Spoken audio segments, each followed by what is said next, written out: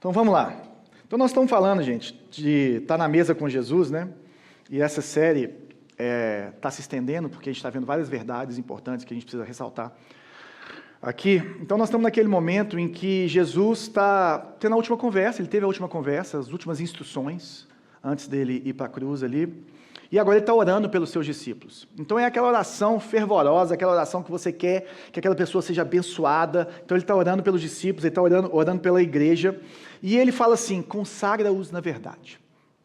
Então na semana passada, a gente falou um pouquinho o que é essa consagração e o que é essa proteção de Deus. Mas eu queria falar mais um pouquinho da importância da verdade para a consagração, que é muito importante para isso.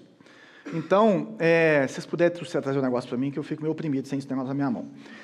Então é o seguinte, primeira coisa que a gente tem que pensar, e o que eu queria que você refletisse hoje agora no começo, é em relação à verdade cristã, em relação a Jesus Cristo. O que você crê hoje? Quem é Jesus Cristo para você? E se já tem algumas verdades em relação a Jesus que você já falou assim, não tem nada a ver, né? Tipo assim, eu criei a minha própria versão de Jesus, e comecei a acreditar depois nela, né? E comecei a acreditar nela. Depois eu vi que a verdade não era isso, que Jesus era outra coisa.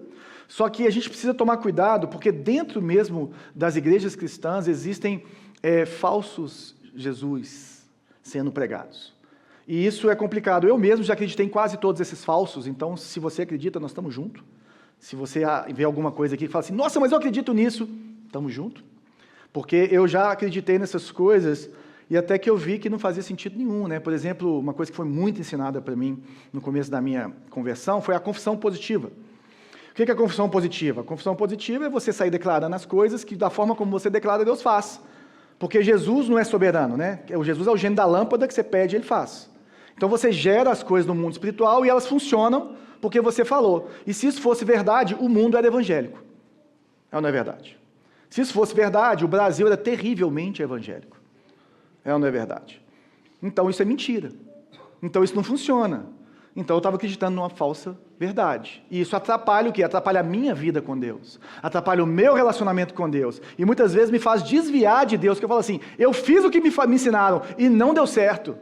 Aí você fala assim, então o cristianismo é mentira. Então isso é complicado. Então Jesus está falando assim, olha, no meio dessa oração, não, continua aqui, gente, não volta lá não. Consagra-os na verdade, que é a tua palavra. Uma vida cheia de Deus, uma vida plena em Deus, ela passa por um correto conhecimento de Deus aplicado aos nossos corações. E esse é o ponto da semana passada, e esse é o ponto que eu quero bater hoje. Só que dentro da verdade, dentro da doutrina cristã, nós temos o que nós chamamos de doutrinas A, B e C, ok? Então o que é a doutrina A? A doutrina A é o básico do cristianismo. Você pode ver isso, por exemplo, ali no credo apostólico. Sabe aquela oração do credo apostólico? Todo mundo que já foi católico sabe do credo, não é verdade? O credo apostólico ele é uma suma feita, né, por líderes cristãos falando assim, olha, se você não acreditar nisso, meu irmão, você não é crente. Então tem vários livros incríveis de vários teólogos ensinando sobre o credo apostólico. Teve uma vez que nós ensinamos o credo apostólico para os nossos adolescentes num pequeno grupo. Foi incrível, né? Então tudo que está ali, esse resumo, esse miolo do cristianismo, se você não acreditar no nascimento virginal, se você não acreditar na Trindade, se você não acreditar que Jesus é Deus, que ele não tinha pecado, que ele ressuscitou e por aí vai, e que ele vai voltar, você não é cristão, irmão. Então, se você não acredita nisso, você tem uma falsa versão do cristianismo. Aí nós temos doutrina B e C, que são, às vezes, interpretações que nós vamos tendo dessa verdade, que aí está tudo bem você dar ter uma interpretação diferente. Por exemplo, como que o mundo vai acabar, se tem milênio, se não tem, se você é tirado daqui antes de Jesus voltar, que eu acho meio louco, mas tem muita gente bacana que acredita, e se Jesus volta e resolve tudo de uma vez, ou tem duas voltas, sabe esse negócio? Isso aí, gente, é interpretativo. Se não tem milênio, né, como meus amigos presbiterianos gostam de falar, e é bacana também a interpretação, então, nós temos que tomar cuidado. Então, o que eu quero mostrar hoje? Eu quero falar o que é a verdade, o que é esse miolo que nós não podemos sair dele, como que essa verdade salva e como que essa verdade transforma. Amém? Então, beleza. Então, Jesus está nessa oração, e uma coisa que eu queria destacar dessa oração, que eu estou destacando uma coisa de cada vez, dentro dessa oração, nós estamos ouvindo o coração de Jesus. E nessa oração nós temos o sacerdote, o sacrifício e o benefício. Olha que interessante. Se você olhar todos os relatos ali da ceia, e o que Jesus está fazendo, gente? Jesus está olhando para a Páscoa, Jesus está comemorando a Páscoa. O que tinha ali? Tinha ervas amargas, tinha o cordeiro que eles comeram, não tinha? Com certeza, senão não era a Páscoa judaica. Só que você não vai ver em nenhum dos relatos dos 4 evangelhos falando do cordeiro que eles estão comendo. É lógico que o cordeiro estava lá, é lógico que eles comeram o cordeiro, mas por que os evangelistas não colocam o cordeiro nos textos? Porque o foco está no verdadeiro cordeiro, no cordeiro pascual, Jesus. Então quem estava lá? Era o sacerdote, que é aquele que faz a nossa mediação entre homens e Deus, como a gente cantou agora, que é o único, que é Jesus, mas ele também é o cordeiro, ele também é o sacrifício, ele que estava à mesa, ele que ia ser sacrificado, ele que ia morrer por mim e por você. E ele, né, o próprio sacerdote, o próprio sacrifício, estava orando por aqueles que iam ser beneficiados por esse sacrifício. Então, olha que coisa mais linda que a gente vê nessa oração de Jesus e nessa ceia. E aí ele vai falando aquelas coisas todas, protege eles do mundo, mas não tira do mundo, e santifica-os na verdade, ou seja, que eles, da mesma forma que eu foquei minha vida em glorificar o Senhor e trazê-los de volta para o Senhor, que eles sejam assim. Então, o que é essa verdade? Que está aqui, consagra-os na verdade. E essa palavra que está aqui, ela é aletheia no grego. E aletheia, ela dá essa ideia de algo que é profundamente ligado à própria natureza de quem Deus é. Ao caráter de Deus, a como ele se revela. Ou seja, Deus não apenas fala a verdade, Deus é a verdade. Você quer saber uma coisa que é real, que é verdadeira, você tem que olhar para Deus. Ele que cria a verdade, ele que cria o mundo. Mas não só Deus é a verdade, Jesus, ele é a verdade encarnada.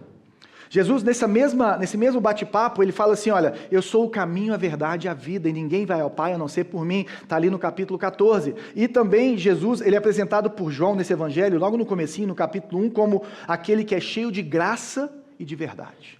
Aquele que é cheio de amor, aquele que ama profundamente, que ama perfeitamente, mas que não abre mão da verdade. Ele consegue fazer essas duas coisas ao mesmo tempo. E aqui nesse bate-papo, antes da oração, Jesus falou do Espírito Santo, que o Renatinho falou sobre isso algumas semanas atrás. E o que é o Espírito Santo? Como que ele chama o Espírito Santo no capítulo 14 e no 16? O Espírito da verdade.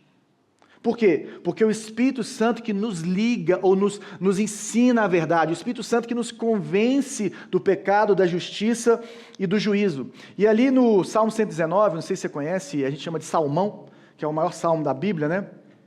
E é uma apologia à palavra de Deus. Se você estudar o Salmo 119, você vai ver a maravilha que é a palavra de Deus.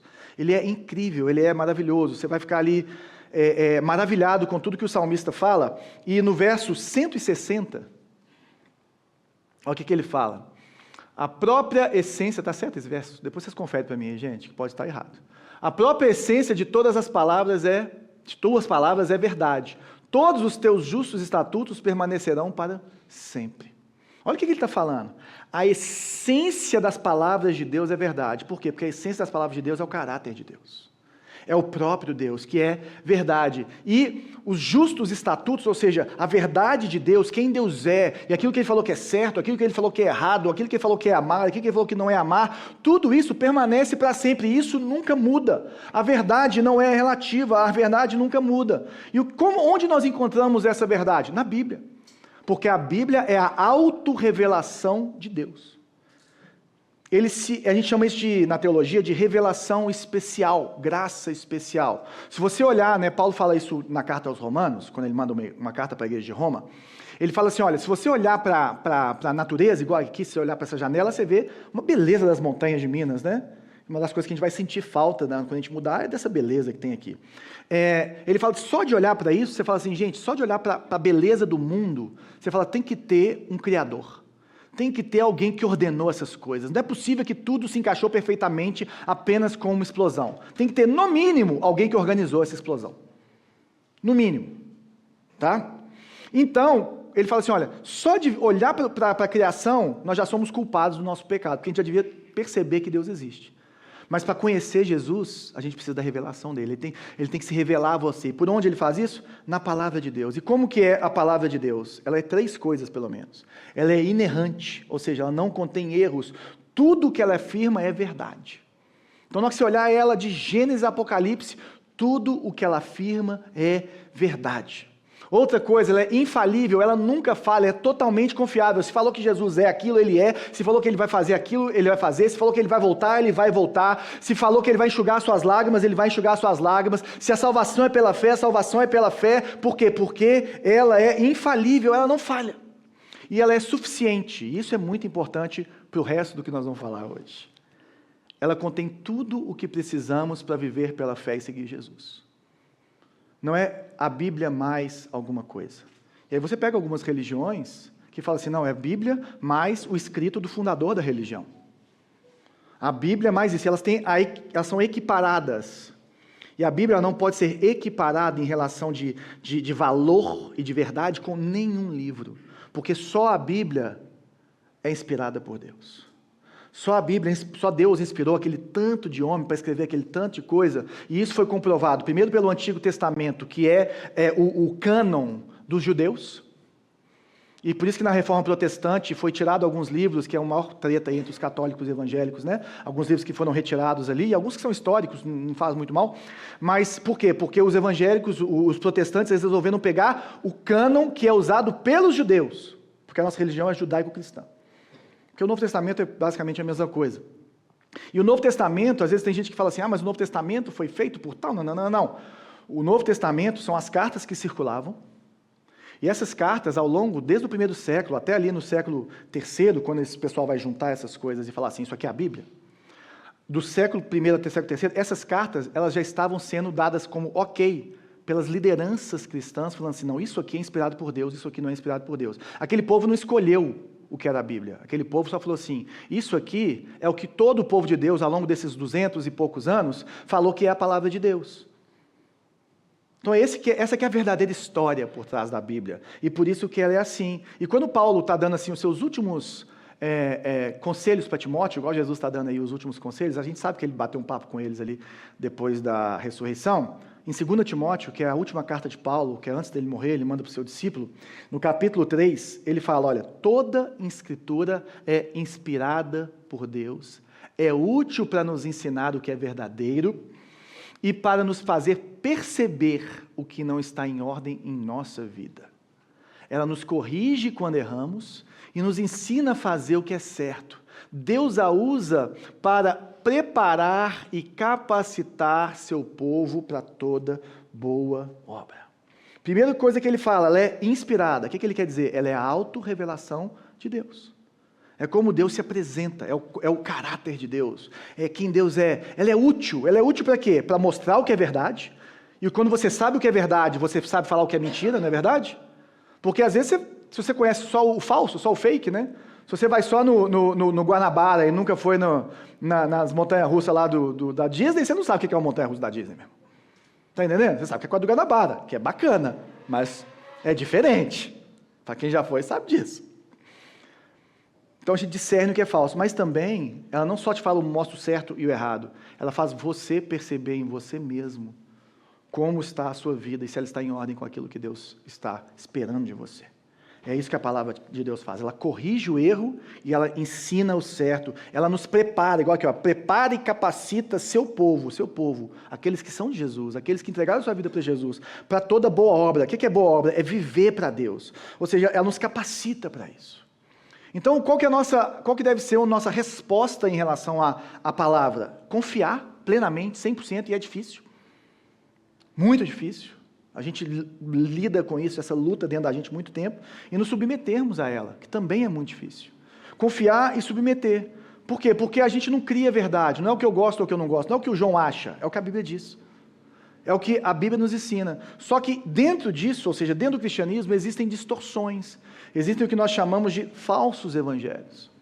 E por que esses falsos evangelhos são danosos? Porque eles atacam uma coisa que a Bíblia chama de sã doutrina, e que às vezes é uma palavra mais bonita teológica, é a ortodoxia.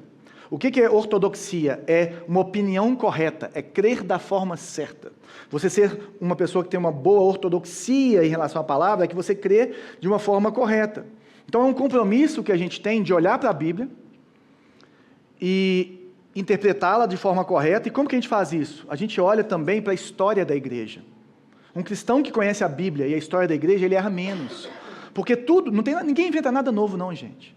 Todas essas bobagens que a gente vê por aí, ao longo da história da igreja, já foram faladas, já foram testadas e foram comprovadamente dadas como erradas. Então nós temos que olhar para a história do que nossos irmãos fizeram ao longo da história, para falar assim, cara, isso não funciona. Isso não tem nada a ver. Então a gente olha para a história da igreja e olha para a Bíblia e começa a discernir essas distorções. E a gente começa a acreditar nessas coisas e começa a viver de forma errada e a nossa vida, ela começa a ser abalada com isso, a nossa vida com Deus começa a cair. E como eu já criei nessas distorções, eu acho que você também já creu ou está crendo. Então é importante a gente colocar, e eu listei aqui 6 coisas que eu acho que hoje em dia nós temos que tomar cuidado. Tá? Não vai dar para poder trabalhar uma por uma, mas eu quero explicar cada uma e mostrar por que, pelo menos de uma forma simples, elas não são verdade. A primeira delas é o legalismo. O que é o legalismo? É uma coisa que a gente fala muito aqui. O legalismo fala que a sua obediência garante a sua aceitação por Deus. Então é o tanto que você faz para Deus. É o tanto que você se entrega. E o que é isso? Isso é fácil de ver na Bíblia, porque os fariseus, eles eram assim. Eles contavam vantagem porque eles obedeciam tudo, eles davam dízimo até do cominho. Eles faziam isso tudo. Sabe só qual que é o problema do legalista? E você vai ver isso muito. Ele ama mais os mandamentos do que o autor dos mandamentos. Ele ama mais a lei do que o autor da lei. Porque o autor da lei nos ensina a usar a lei para o bem, para a vida. E o que os fariseus faziam? Eles oprimiam as pessoas. Eles usavam um autoritarismo, e isso não tem nada a ver com Jesus. Não tem nada a ver. Então, qual que é o problema disso? Além disso, tem uma vertente do legalismo que se chama moralismo. E o que é o moralismo? É que o fim último da vida cristã é você ser uma pessoa boa, uma pessoa que cumpre a lei. Só que isso não é verdade. Lógico que Deus se importa com a sua obediência. Lógico que Deus quer que você viva uma vida santa. Lógico que Deus quer que você cada dia mais seja obediente e viva de acordo com o que é verdadeiro. Mas nós somos aceitos pelo que Jesus fez na cruz do Calvário e não pelo que você faz. E isso é suficiente. Nós somos salvos pela graça. E aí nós começamos a obedecer a Deus a partir do nosso amor e de um coração transformado por Ele. Então cuidado com esse pêndulo que vai para o lado do legalismo. Mas tem um pêndulo que hoje então está muito puxado para cá, que é o relativismo. E o que é o relativismo? É o seguinte, eu só aceito verdades da Bíblia que tem a ver com a minha cultura. Então, se a Bíblia fala alguma coisa a respeito da minha sexualidade que eu não concordo, eu refuto pelo menos essa parte da Bíblia. Se a Bíblia fala alguma coisa a respeito da minha forma de lidar com o outro, de lidar com o meu dinheiro, sei lá, a respeito disso, eu refuto. Ou seja, a autoridade está na cultura e não na Bíblia. A Bíblia ela não é infalível, né? Ela não é pronta para qualquer coisa. E aí as ideologias, elas ficam maiores do que a própria vida de Deus na igreja. E aí nós começamos a adorar várias coisas. Começamos a adorar movimentos políticos e tudo mais, porque aquilo é maior. E nós temos que tomar cuidado com isso. A gente fica aqui, às vezes, evangélico, metendo pau, porque há um tempo atrás, parte dos cristãos se embrenharam com o poder político, não é verdade? E a gente fez uma reforma. A gente tem que tomar cuidado para não voltar para isso. Muito cuidado. Para não perder a nossa voz profética nesse mundo, para apontar o que é errado, como João Batista fez com Herodes. E sabe qual foi a consequência na vida de João Batista? Cabeça pendurada. Foi enterrado só o corpo, porque a cabeça ficou de presente para a mulher do Herodes. Tá bom? Cuidado com o relativismo, porque contextualizar não é relativizar.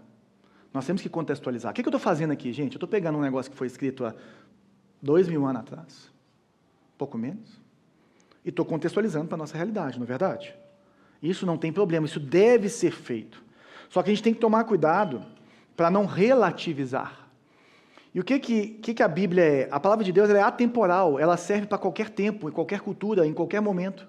E ela também é transcultural. Ela vai apontar o que é certo, o que é errado, em qualquer cultura, meu irmão. Se você for numa tribo indígena, vai ter coisa que vai ser legal e tem coisa que não é legal. Se você for lá na Índia, no meio de todas as religiões, milhões que tem na Índia, você vai ver coisas que são boas, que a palavra de Deus vai falar assim, nossa, vocês fazem isso legal demais. E tem coisas que você fala assim, cara, vocês estão viajando bizarramente, principalmente a adorar a criação em vez do Criador. Né? Então, a gente deve sim aplicar a palavra à cultura, mas nunca a cultura à palavra. Cuidado com o relativismo. E aí a gente chega nessa tal da maldição hereditária. Eu deveria gastar um culto com isso, mas eu vou ser ousado para falar rapidinho disso. O que é maldição hereditária? Eles chamam de... Pessoal que com maldição hereditária pegou mal com o tempo, aí o pessoal mudou para iniquidade geracional, tá bom? Mas é a mesma coisa. Só para você ver que às vezes tem uns cursos aí na internet, gente, cuidado. Só que é a mesma coisa vestida com outra roupa, tá entendendo? Mas continua sendo uma heresia. O que é isso? Existe um padrão de Satanás agir numa mesma família da mesma forma. O primogênito sempre morre. Todo mundo acontece isso. Sei lá, algumas coisas que acontecem. Isso é verdade? É verdade. Pode acontecer de Satanás fazer isso em famílias. Pode ser DNA também, viu, gente? Aí não é Satanás, é o pecado. Mas pode ser, sim, Satanás fazendo isso. Eu acredito nisso. Qual que é o problema? O problema é você falar que isso continua valendo para as pessoas que entregaram a sua vida a Jesus. Porque, para quem nasceu de novo, isso não se aplica. Se você nasceu de novo, se o Espírito Santo habita em você, meu irmão, você não precisa fazer libertação de demônio na sua vida, na sua casa. Maior é o que está em nós do que o que está no mundo. A Bíblia fala que eis que tudo se fez novo. Jesus falou assim, está consumado. Acabou, irmão, acabou. Tipo, é tetra, sabe? Acabou. Pode comemorar, cara, nenhuma maldição te pega mais. Tem comportamentos familiares que permanecem? Permanece, porque você cresceu nesse comportamento. O que você tem que fazer? Moldar a sua mente. Porque com certeza tem coisas pecaminosas na cultura da sua família que precisam mudar. Eu não tenho que criar meus filhos como meus pais me criaram. Eu tenho que criar de acordo com o que Deus tem para mim. Tem coisas boas que eles fizeram, mas tem coisas que não são tão boas. Ok? Então, não se aplica. Segundo, o evangelho da prosperidade. Deu uma caída. Hoje está mais aí nessas... Nós vamos chegar lá. O da prosperidade continua pegando muita gente, mas às vezes eu acho que no nosso público aqui pega menos. Não pega não, pega também. Retiro o que eu disse. O que o evangelho da prosperidade fala? Que a sua fidelidade a Deus garante que você vai ser rico. E que se você está passando perrengue financeiro, se você não prosperou no sentido financeiro, você está em pecado ou você não tem fé. Que peso, hein, gente? Agora, o que é verdade nessa história? Deus cuida de nós, gente. Deus se importa com as suas finanças. Deus se importa de você pagar seus boletos, de você ter uma vida de acordo com aquilo que Ele busca para você. Agora, Ele não tem obrigação nenhuma de te fazer rico, não, meu irmão. Se Deus te fez rico, se você tem oportunidade, saiba que existe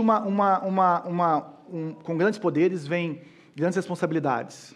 Você tem que ser o mais generoso da igreja. Normalmente, quem tem mais dinheiro são os menos generosos da igreja, percentualmente. Então, eu queria que você pensasse nisso. Tá bom? Agora, pessoas maduras na fé, e eu falo assim, as pessoas que eu gostaria de ser igual, elas são pessoas que às vezes elas têm uma vida até boa, mas elas são as pessoas menos apegadas ao dinheiro que eu conheço. Sabe que esse crente que você quer ser igual? Eu tenho os meus, tá, gente? Meus ídolos. No bom sentido da palavra, cuidado, viu? O pessoal aqui, você não pode falar ídolo que fala assim, não pode falar, eu adoro bombom. Não, adoro só Deus. Não, gente, pelo amor de Deus. Mas tem. Então, essas pessoas que eu admiro são as pessoas que trabalham, que se entregam, que fazem as coisas corretas, mas que elas perderam esse apego, porque eles têm um apego maior com Jesus. É assim que eu quero ser. Tem umas histórias de uns caras que eu admiro, que eu falo assim, gente, eu sou muito miserável, eu sou pouco crente demais. Confissão positiva. Já falei, né? Então você pode criar realidades espirituais. Você comanda Deus, né? Você fala, Deus faz. E é verdade, você lê Provérbios, é muito interessante isso, Tiago também vai falar sobre isso, o irmão de Jesus, que as nossas palavras têm poder. Você pode jogar uma pessoa para baixo com as suas palavras, você pode jogar ela para cima, você pode edificar, você pode destruir. Né? As suas palavras, elas têm um poder enorme para construir na vida das pessoas, e você tem que tomar cuidado com a forma como você fala, com a forma como você se comunica. Jesus, ele era perfeito em forma de falar, os soldados romanos falaram isso a respeito disso. Paulo se importava demais em como comunicar para cada público, e quando ele falou bobagem, e o pessoal falou assim, ao sumo sacerdote, que ele chamou de cara de parede esbranquiçada, ele pediu perdão. Né?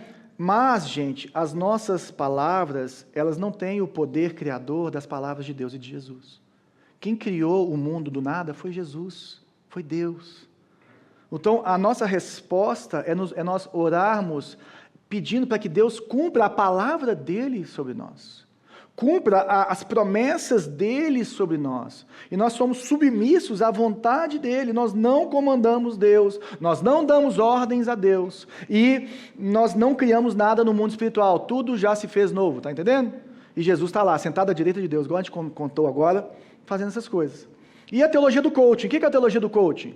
Meu irmão, o seu bem-estar é o que importa. Ninguém pode te importunar. Falar pecado, às vezes, em algumas igrejas hoje, é pecado. Você não pode falar, você não pode deixar as pessoas tristes mais. E ele vai falar assim, cara, a força está em você. Você precisa de achar essa força em você. O que isso está exaltando, gente? Eu não estou falando mal de coaching, tá, gente? Eu acho que o coaching tem um lugar incrível na vida das pessoas, mas não dentro da igreja. Não no púlpito da igreja. Eu estou falando que a teologia do coaching, uma pregação de que Jesus tem a ver com o coaching, tem nada a ver. Sabe por quê? Porque elas exaltam o homem e não a Deus. Eles fazem você crescer e não você diminuir, como João Batista falou. Ela exalta o seu ego, ela não te confronta. Ela não te fala que você precisa mudar algumas coisas, que você precisa mudar. O que ela faz? Ela não prega a cruz, gente. E nós olhamos para a cruz e vivemos para isso.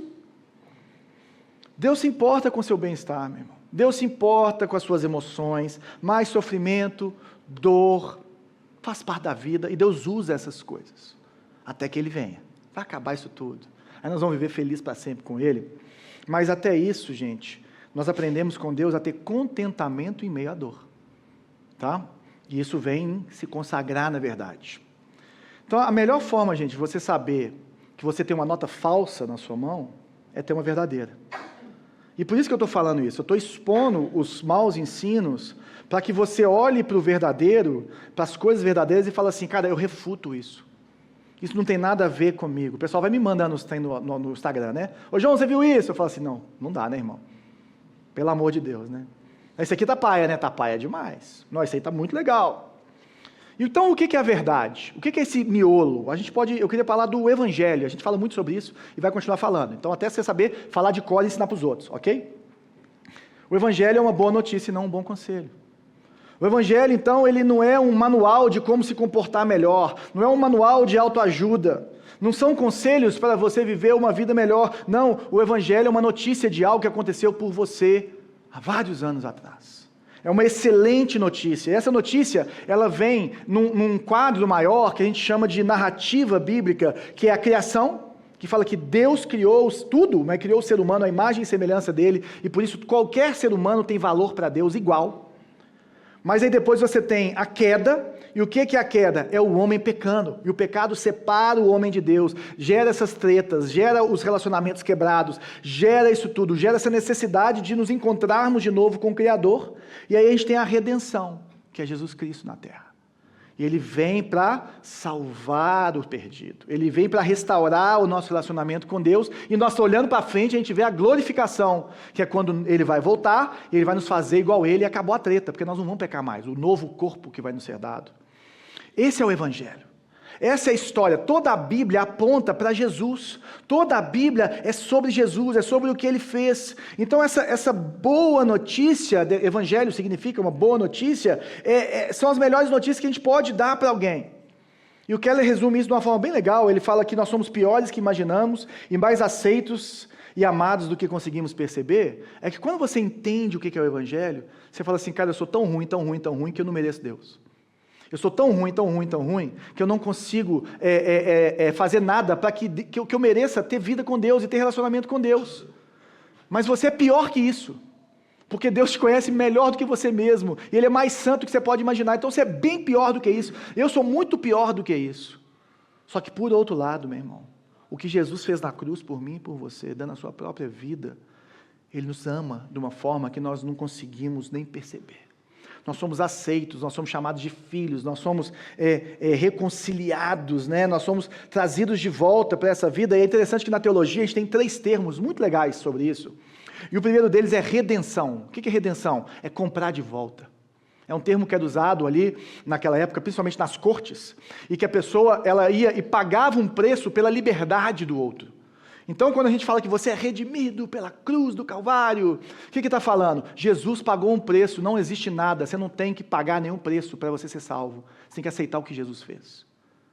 Você não tem que fazer uma novena, não precisa, meu irmão. Jesus já fez tudo por você. Você é reconciliado se você recebeu Ele no seu coração.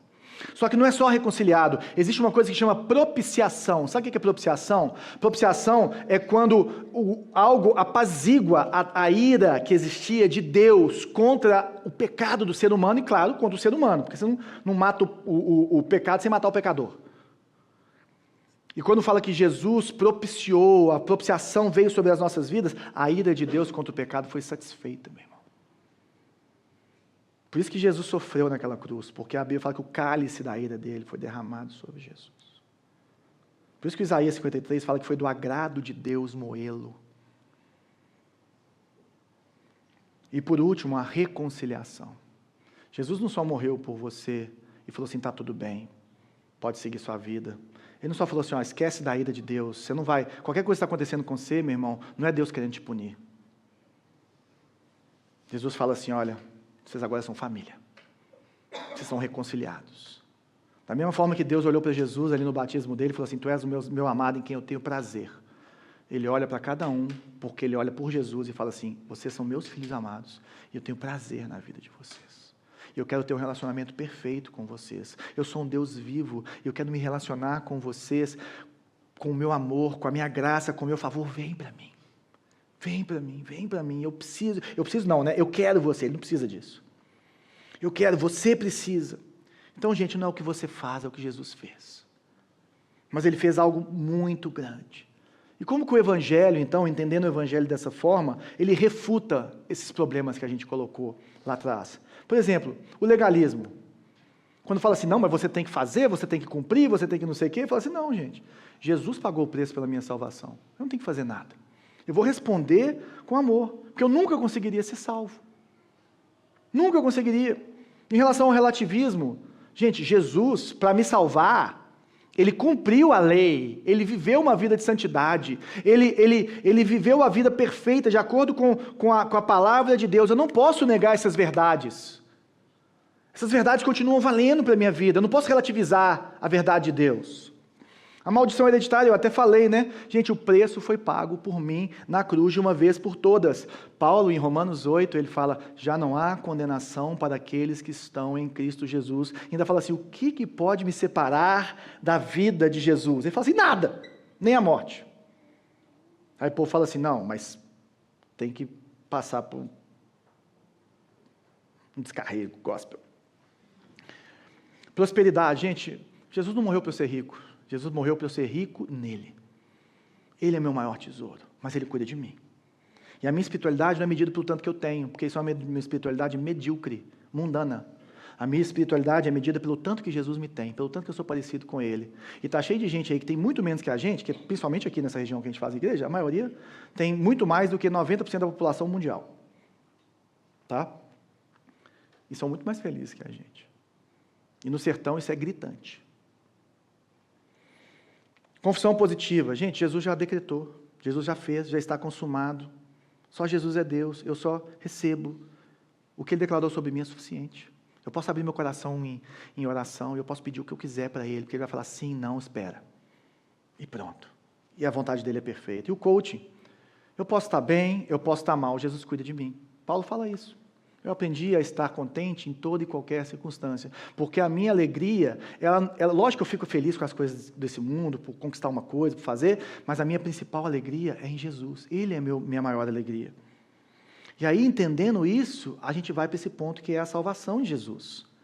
Ele fala assim, agora eles sabem que tudo o que eu tenho vem de Ti, pois lhes transmiti a mensagem que me deste. Eles me aceitaram e sabem que eu vim de Ti e creem que Tu me enviaste. Olha a sequência em relação à salvação. Olha, Deus revela. Então, eu transmiti, eu mostrei a mensagem, Deus se revelou, Deus se mostrou na verdade, na palavra, em Jesus. Nós ouvimos. Então, os discípulos, eles ouvem, eles recebem a mensagem, eles aceitam a mensagem, por quê? Porque o Espírito Santo ilumina os nossos corações. E começa a agir em nós. Então a gente começa a reconhecer que Ele é o que falaram que Ele é. que ele é Deus mesmo, e que Ele está vivo hoje, que Ele pode mudar a minha vida. Aí nós cremos, nós entregamos as nossas vidas para Jesus, nós cremos que o Pai o enviou, nós cremos que Ele é Deus, isso começa a ser real para a gente. O que acontece? Entrego minha vida para Jesus e recebo a salvação. É assim, ó, desse jeito. Olha o que Paulo fala ali em Romanos 10. Portanto, a fé vem pelo ouvir, isto é, por ouvir as boas novas a respeito de Cristo, gente. Não é ouvir qualquer coisa. Não é ouvir que vai dar tudo certo, não é ouvir que no final da história dá tudo certo, não é ouvir que você vai se sentir bem, não é ouvir que se acontecer isso, que Deus te ama, que não sei o quê. Não, tem que ouvir o Evangelho, tem que ouvir as boas novas, tem que ouvir essa história de que nós somos realmente pecadores e que Jesus veio e conquistou por nós a nossa salvação. Tem que ouvir o Evangelho, tem que viver o Evangelho? Tem que dar bom testemunho? Tem, mas o seu bom testemunho não apresenta Jesus para as pessoas. Você precisa falar. Você precisa pregar. Porque a palavra de Deus é o instrumento para o novo nascimento e não o seu testemunho. O seu testemunho, ele abre portas, ele dá credibilidade. E isso é a história da semana que vem, que nós vamos falar dos relacionamentos, da unidade. Ele abre portas para o novo nascimento, para a palavra ser pregada.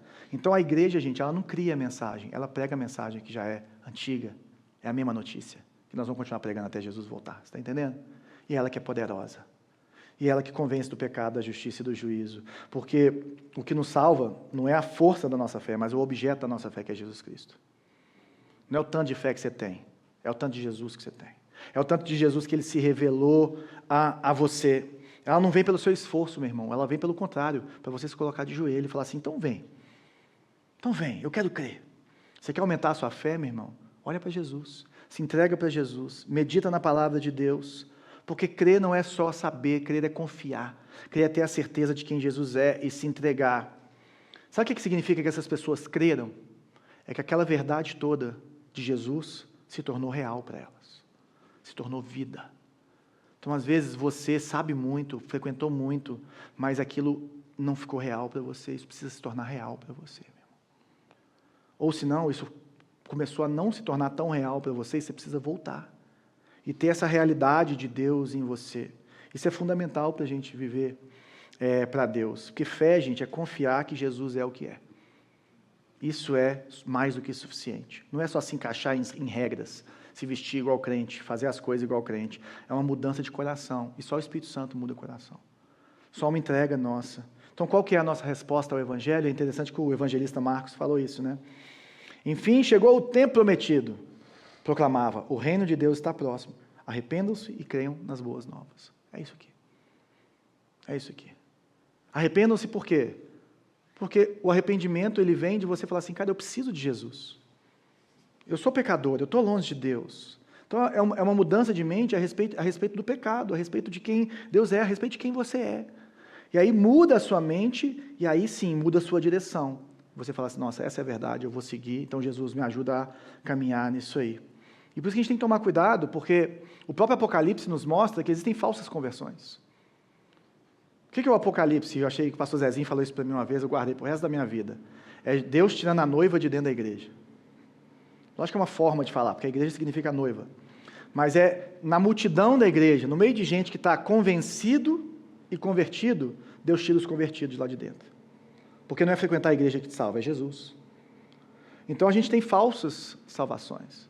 Tem gente que está aqui só por causa dos problemas, do dinheiro, da paz, e não tem problema nenhum você vir aqui por causa disso. Mas isso é um começo de caminhada. E Jesus tem um caminho para você resolver suas coisas, tem, mas Ele tem Ele em primeiro lugar para você, meu irmão. E você precisa se agarrar a isso, e caminhar nisso. E muita gente começa pelos problemas, não tem problema nenhum. O problema é continuar só nos problemas. A gente tem que agarrar em Jesus, e receber o que Ele deu para a gente. E aí a gente começa a desenvolver essa salvação. Mas a primeira coisa que eu queria te provocar nessa manhã, é falar assim, como está a sua salvação? Você está ancorado em quê, meu querido? Você está ancorado em quê? Tem muito jogador de futebol aí, gente, que Jesus, que ele prega, que ele tatua, não é o Jesus verdadeiro. Ele quer um protetor, igual os guerreiros queriam protetores para eles vencerem as guerras. Se você olhar no Antigo Testamento, aquelas guerras todas lá, quem vencia, o que era decretado? Que o Deus dele era mais forte. É ou não é verdade? E muitas vezes nós queremos só um protetor. E é isso que muitos jogadores de futebol, lutadores e atletas querem. E muitas vezes a gente quer isso para nossa casa, um protetor. Mas Jesus não é só um protetor, Jesus é Salvador, Jesus é Senhor. Jesus precisa transformar as nossas vidas e nos dar a salvação. E aí nós começamos a caminhar com Ele, é uma caminhada linda, penosa e maravilhosa. Maravilhosa, não tem nada igual. Ele fala, consagra-nos na verdade, que é a tua palavra. Assim como tu me enviaste ao mundo, eu os envio ao mundo, e eu me entrego como sacrifício santo por eles, para que sejam consagrados na verdade. Olha quantas vezes Jesus fala a verdade nessa oração, meu querido. Só nesse versículo, nesses 3 versículos que estão aqui. Então, como eu falei na semana passada, santificar, consagrar, é se separar com o propósito.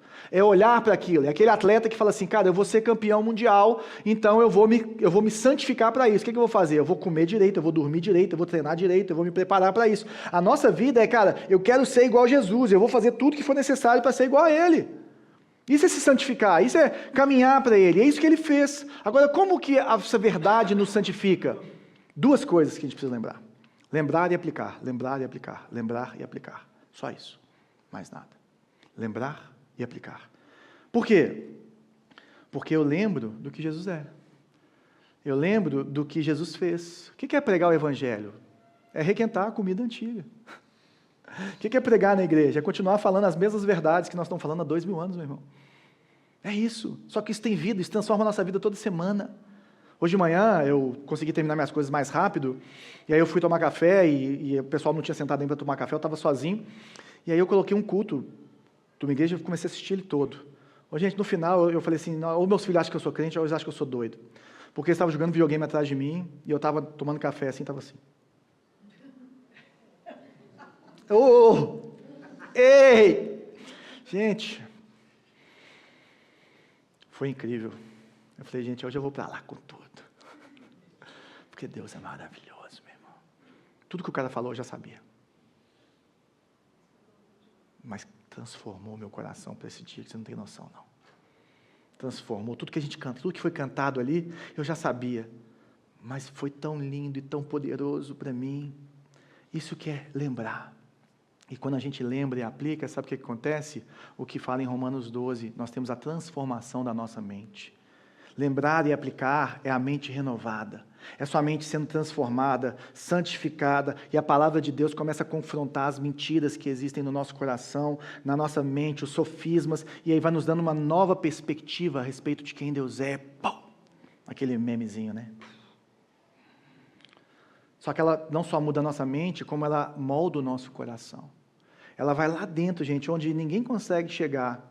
E ela começa a afetar as nossas afeições, os nossos desejos. Santo Agostinho falava muito sobre isso, né? Ele fala assim, ama a Deus e faz o que quiseres.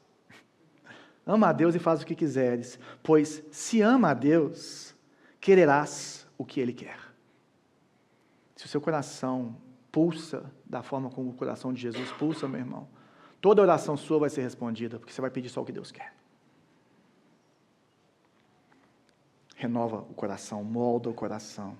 Mas não só isso, Ele nos capacita para a obediência. Um coração transformado, uma mente renovada. Mesmo assim, nós precisamos do Espírito Santo nos dando força, o que a palavra chama de poder para testemunhar. Gente, religião tenta mudar o comportamento de fora para dentro. Pega essas regras aqui que você vai ser crente. Passa ali naquela loja e compra aquelas roupas. Larga isso. Deixa de ser amasiado, casa com a pessoa. E começa a fazer essas coisas. Isso tudo, algumas coisas, né? Faz sentido, né? Mas esse não é o cristianismo. O cristianismo é um coração transformado de dentro para fora. O seu comportamento muda porque Jesus te muda. Jesus transforma a sua vida. Dwight Moody, ele viveu entre 1800 e final, ele morreu em 1899. Ele era um pregador leigo, isso é muito interessante, ele tem muitos escritos legais. E esse cara, ele mudou a forma de evangelizar. Sabe esse negócio de evangelizar, levando banda, levando trem? Foi esse cara que foi um dos pioneiros com isso. E ele transformou ali nos Estados Unidos, ele era um cara muito engajado. E ele escreveu um negócio na Bíblia dele, que eu acho que a gente devia escrever, sei lá, no seu celular, porque ninguém usa a Bíblia de papel mais direito. Este livro afastará você do pecado, ou o pecado afastará você deste livro. Nós precisamos disso, gente. Nós vamos ter isso na nossa cabeça. Ou eu garro com a Bíblia, ou a vida me tira de perto dela. Ou eu garro com a palavra, ou as coisas desse mundo vão começar a pegar em mim. E como que eu faço isso? Que a gente chama de disciplinas espirituais, ou meios de graça, práticas de graça. Gente, é se expor para as verdades que transformam. A fé não vem pelo ouvir a palavra de Deus. Você vem no culto, você sai daqui transformado, porque tem alguma coisa que vai entrar, porque é espiritual. Você ouve músicas boas que cantam o evangelho, você começa a ser transformado, porque aquilo começa a fazer ser real na sua vida. Você participa de um grupo, você ora as escrituras, você participa de pessoas que conversam sobre a Bíblia, você vai ser transformado, porque a palavra de Deus transforma. Só que toma cuidado, porque nós temos que ouvir pregações fiéis. Cuidado, meu irmão, para não ficar... Gente, eu tenho... A palavra é dó mesmo, eu tentei evitar. De alguns amigos que são muito entregues a Deus, pastores, e que fizeram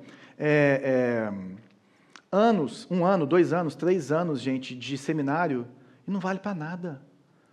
Porque o seminário é horrível, horroroso. Porque te ensina as falsas doutrinas, aí a pessoa perdeu um tempão da vida dela. Lógico que Deus está vendo, vai honrar, não estou falando disso, meu irmão. Eu estou falando que aí, quando ele descobre, ele vai ter que gastar mais tempo refazendo tudo de novo. Eu conheço vários que estão fazendo isso. E talvez a gente precise ser assim. Então, gente, os meios de graça, você não lê a Bíblia por ler a Bíblia, você lê a Bíblia porque você precisa viver, porque você precisa ficar perto de Jesus. Isso é um meio, ela é um meio para. O para é ser igual a Jesus, a glória de Deus, conhecer Jesus. Então, a santificação, gente, não é uma performance espiritual, é uma transformação relacional, é um relacionamento com Deus e com o povo de Deus, que a gente vai caminhando, é viver na palavra, é ser moldado por ela, é todos os dias. E o Keller fala no livro dele,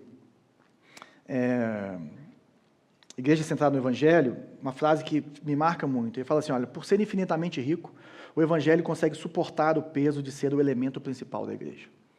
A gente acha que o Evangelho, ele é o ABC da fé. O Evangelho é para quem não conhece Jesus. O Evangelho é para quem tem que ouvir, para ser salvo. Mas depois que eu fui salvo, eu quero coisas mais profundas, eu quero coisas mais avançadas. Mas ele não é o ABC. Tanto o Keller como o Piper, né? O Keller morreu, o Piper ainda não.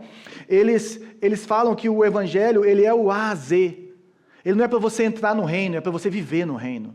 Se você entende o básico, você vive bem. Se você, a partir dessa rocha que sustenta a igreja, que é o sacrifício de Jesus e tudo que ele fez, que é o Evangelho, tudo flui, meu irmão. Então a nossa vida tem que estar nessa rocha, e nós começamos a aplicar o Evangelho nas nossas vidas, em todas as áreas da nossa vida. Então o Evangelho ele tem que ser a lente pela qual nós vemos tudo. Aí eu falo assim, olha, como que o Evangelho tem transformado a sua profissão, meu querido? A sua forma de trabalhar, com o que você trabalha, como você trata as pessoas que trabalham com você. Como que o Evangelho transforma isso? Como que o Evangelho tem transformado os seus relacionamentos familiares? Porque nós precisamos de ser transformados. Eu tenho certeza que todo mundo aqui tem alguma coisa que precisa de aplicar o Evangelho na sua família, porque eu tenho um monte. Outra coisa, sua forma de lidar com dinheiro. Todos nós precisamos de aprender a lidar com dinheiro à luz do Evangelho. Sua forma de lidar com a sua sexualidade. Todos nós precisamos de remodelar a nossa forma de lidar com a sexualidade a partir daquilo que Deus é e para que Ele fez. A sua atitude em relação aos necessitados é a partir daquilo que Jesus fez. Como você lida com seus erros, com seu passado, como você lida com as suas dores, como você lida com seus fracassos. Gente, o Evangelho muda tudo. O Evangelho tem esse poder para te sustentar, para te transformar. Voltando para o Salmo 119, de todo o meu coração te busquei. Não permitas que eu me desvie dos teus mandamentos. Guardei a tua palavra em meu coração para não pecar contra ti. Será que a gente consegue orar isso todos os dias? Será que a gente consegue olhar para Deus e falar assim, Deus, eu quero buscar o Senhor de todo o meu coração? Sabe o que é buscar de todo o coração? É se entregar completamente. Falar assim, olha, eu vou tentar viver esse negócio. Eu lembro quando eu tive uma revelação muito forte de Deus e tinha que mudar minha vida, eu estava todo errado. 2003. E aí o que eu pensei? Eu vou viver como crente 30 dias. Está durando até hoje. Mas eu falei assim, cara, eu vou largar tudo. Eu vou viver igual crente de verdade. 30 dias. E vou experimentar esse trem. Vamos ver se esse trem é bom. Parece que é bom, né? Tem 22 anos que eu estou assim. Tentando continuar, manter esse voto. Buscar de todo o coração. Se entrega para Jesus. Eu te desafio, meu irmão. Tenta viver a palavra de Deus alguns dias. Guardei a palavra no coração. Você só consegue viver, meu irmão, se você se encher da palavra, se você se encharcar da palavra, se fazer de tudo para que ela entre no seu coração. E eu sei, gente, eu converso com as pessoas, a maioria aqui eu tenho certeza que passa por isso. A rotina te engole. Aí você separa lá 15 minutos para você ler a Bíblia na hora que você acorda, só que o despertador não deixa. O seu sono não deixa. A sua rotina não deixa, suas preocupações não deixam. Eu queria te falar uma coisa, é assim mesmo, mas precisa mudar, meu irmão. Sabe por quê? Porque é questão de sobrevivência. É questão que se você não se entregar para a palavra, se não se entregar ao Senhor, todos os dias, meu irmão, você vai se afastar de Deus. Você não vai fazer o que esse cara está falando. Olha, guardei a tua palavra em meu coração para não pecar contra ti. A gente só tem a chance de viver de forma santa se guardar a palavra no coração, porque a palavra de Deus é a arma da vitória. Efésios capítulo 6, a espada é a palavra de Deus. E o que essa arma da vitória faz? Ela nos dá a alegria verdadeira. A alegria do Senhor é a nossa força, a palavra nos dá a certeza do amor de Deus. Gente, e eu sei que é difícil viver para Deus. Eu vivo isso, mas não sou eu que só vivo isso. Se você olhar para uma carta que chama Carta aos Gálatas, que é uma carta que foi escrita por cristãos da Galácia, sabe qual que é o perfil, o que estava acontecendo ali? Pedro chega na Galácia, Pedro, o apóstolo, chega na Galácia e ele é pressionado socialmente, culturalmente, pelas pessoas a fazer o evangelho mais o judaísmo de novo. E ele começa a expulsar os gentios que estavam se convertendo, porque eles tinham que se circuncidar, porque eles não podiam se envolver com aquilo. E ele começou a dividir a igreja entre judeus convertidos, que estavam certos, porque cumpriam tudo, e os gentios. Aí Paulo fala assim, está errado, Pedro. E meu irmão, se um apóstolo de Jesus, se aquele que negou a Cristo e depois viu ele, se arrependeu, se aquele que viveu ao lado de Jesus pode ter caído e feito Jesus mais alguma coisa, eu tenho certeza que todos nós podemos passar por isso. Então a gente precisa de olhar para Jesus e saber que é difícil mesmo, mas a gente precisa continuar se enchendo da palavra de Deus, guardando a palavra no coração. E talvez você chegou aqui hoje, você não tem nem certeza da salvação. Sabe o que você tem que fazer, meu irmão? Se Jesus tocou no seu coração, ora. Se com a boca confessar e crer com o coração, você será salvo. E essa oração, ela tem que vir acompanhada de duas coisas: arrependimento pelo seu pecado e entrega total para Jesus. É só isso. A sua vida vai ser transformada, eu te garanto que você nunca mais vai ser o mesmo. Agora, todos nós precisamos pensar que diferença o Evangelho tem feito em nossas vidas. O Evangelho não é o ABC, é o A a Z. Você está permitindo que a verdade de Deus te transforme diariamente? Ou são apenas os cultos que você vem quinzenalmente que te dão um fôlegozinho para você continuar caminhando? O exemplo que eu dei de Pedro é um alerta para cada um de nós. O exemplo de Pedro, o apóstolo, gente, ele conhecia o Evangelho, ele conhecia Jesus, ele andou com Jesus antes, tipo assim, o Jesus encarnado, ele tocou nele, gente, ele andou sobre as águas. Mas, por pressão social, por questões da história dele, de como ele cresceu, de como ele foi criado, ele começou a se desviar para uma meia-verdade. E ele começou a se afastar do Senhor. E Paulo fala assim, olha, volta para Jesus, Pedro. Volta para Jesus, volta para o verdadeiro Evangelho. Então nós todos precisamos revisitar toda a nossa vida e pensar em quais áreas da nossa vida nós precisamos aprofundar o Evangelho. Nós precisamos aplicar o Evangelho. Onde você tem negociado a verdade de Deus por conforto, por medo, por aceitação. E pensar se eu estou realmente, ativamente, diariamente, me expondo à palavra de Deus que me santifica e fazendo essa oração. Deus, eu me dedico ao Senhor de todo o meu coração. Sabe por quê, gente? Porque o Evangelho transforma tudo. O Evangelho transforma cada um de nós, mas ele cria uma comunidade de pessoas que são radicalmente diferentes. E essas pessoas transformadas pelo Evangelho, marcadas pelo amor de Deus, elas amam de uma forma diferente, elas servem de uma forma diferente, elas perdoam de uma forma diferente, elas têm um desejo ardente de ver outras pessoas conhecendo Jesus e sendo transformadas por Jesus. Por isso que a nossa missão é inspirar pessoas a seguir Jesus. Essa é a missão da Luzeiro, é para isso que nós estamos aqui. Nós não queremos apenas que as pessoas tenham uma vida melhor, por mais que se dedicar a Jesus e viver para Jesus te faz melhor com a vida e a vida melhor. Mas é muito mais profundo do que isso. Nós queremos pessoas que são libertas do seu pecado, libertas, que elas recebam a vida eterna e que elas sejam transformadas de dentro para fora. Por isso que nós vamos com carinho, com calma e inspirando cada um para que a verdade venha libertando e as pessoas vão mudando de vida, meu irmão.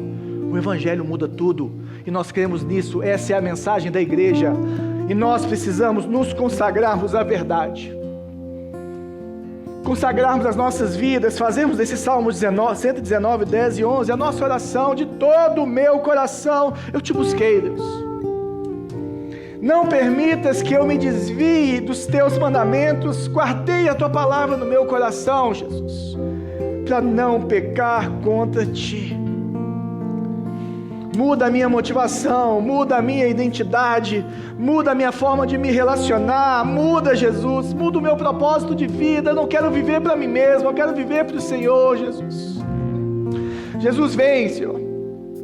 Vem sobre a nossa vida, vem sobre a nossa igreja, vem sobre cada um que está aqui, cada um que está assistindo na sua casa, assim como eu fui tocado hoje na minha casa por uma gravação de um culto. Eu oro para que venha o poder do Senhor, a vida do Senhor, a graça do Senhor, porque o Evangelho é do Senhor, e Ele é poderoso para salvar, Ele é poderoso para transformar, Ele é poderoso para ser o centro da sua igreja, Jesus. E nós temos visto, mas nós queremos mais do Senhor. Faz isso nessa manhã nas nossas vidas. Eu clamo, salva nessa manhã, liberta do vício nessa manhã, tira, Pai, todo o sofisma dos corações, das mentes nessa manhã, para que possamos realmente nos consagrarmos na verdade que é a Tua palavra, Jesus. Em nome de Jesus, abençoa a vida de cada um. Nós vamos cantar uma canção nos consagrando a Deus, adorando a Ele, passando a ceia e vamos fechar com a ceia.